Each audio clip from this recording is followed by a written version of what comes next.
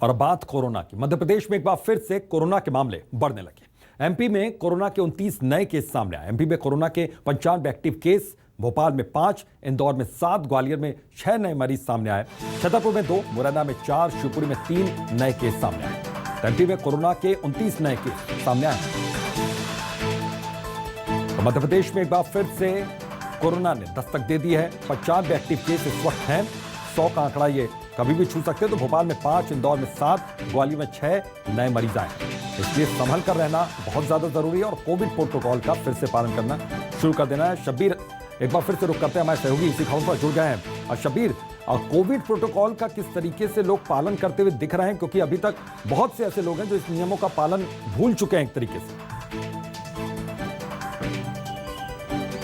बिल्कुल अभितोष, आप सही कह रहे हैं। आम जनता हो और कोई भी वर्ग हो, सभी के सभी कोविड गाइडलाइन का पालन बिल्कुल नहीं कर रहे हैं। चाहे सोशल डिस्टेंसिंग की बात करें या सैनिटाइज की बात करें या मास्क की बात करें, सरकार की तरफ से अलर्ट जारी कर दिया गया है कि तमाम जगहों पर पहले की तरह टेस्टिंग बढ़ा दिया जाए। लेकिन उसके बावजूद भी असर जमीन पर नजर नहीं आ रहा, लेकिन आंकड़ों में जरूर आने लगा है अभितोष। और ये कह सकते हैं कि धीरे धीरे आंकड़े बढ़कर अब प्रदेश की बात की जाए, पूरे मध्य प्रदेश की बात करें तो 100 के करीब यानी 95 के करीब एक्टिव केस हो गए हैं। और आज की बात की जाए तो 29 केस आए और ये करीब 1.5 महीने के बाद 29 केस आए। और इसी बात की चिंताएं बढ़ा रहे कि मध्य प्रदेश में लगातार कोरोना के मरीज बढ़ रहे हैं।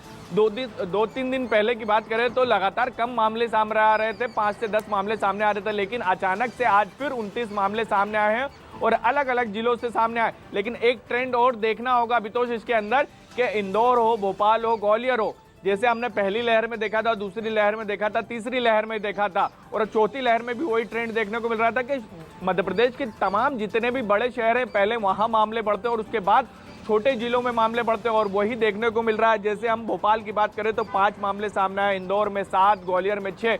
तो ये ट्रेंड वापस से देखने को मिल रहा है। अगर हम अभी अलर्ट नहीं हुए, अगर अभी से सख्ती नहीं बरती गई तो फिर हम तीसरी लहर और दूसरी लहर जो देखी हमने भयावह तस्वीरें, फिर उस दौर में हमें लौटना पड़ेगा। लेकिन ये कह सकते हैं कि सरकार पूरी तरह से पहले से ही अलर्ट है। इस बार भी तीसरी लहर में भी देखा था पूरी तरह से अलर्ट थी। इसका हमें फायदा भी मिला था कि दूसरे राज्यों में हमने देखा था कि कई जगहों पर बुरी तस्वीरें देखने को मिली थी, लेकिन मध्य प्रदेश में तीसरी लहर उतना असर नहीं हुई थी। इसके साथ साथ वैक्सीन को लेकर वापस से एक अभियान चलाने की तैयारी की जा रही है कि बूस्टर डोज लगाने की बात कही जा रही है कि बूस्टर डोज भी लगाया जाएगा। लेकिन इन सब के बीच ये कह सकते हैं अलर्ट रहने की जरूरत है हमें, और बगैर अलर्ट के हम कोरोना से नहीं जीत सकते। सावधानी बरतनी ही होगी, नहीं तो इस तरीके के आंकड़े आते जाएंगे और वो धीरे धीरे हमने देखा है कि एक दिन में 10-10 हजार मामले सामने आए हैं।